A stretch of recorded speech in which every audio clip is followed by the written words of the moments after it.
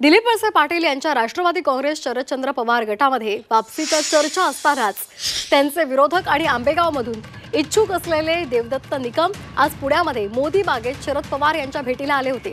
यावेळी माध्यमांशी बोलताना त्यांनी दिलीप वळसे पाटील यांच्या पक्षप्रवेशासंबंधी बोलताना थेट विरोध असल्याचं सांगितलं नसलं तरी रामकृष्ण हरी गाडा गद्दारी वाजवा तुतारी असं म्हणत वळसे पाटील यांच्या उमेदवारीला विरोध असल्याचं स्पष्ट केलंय।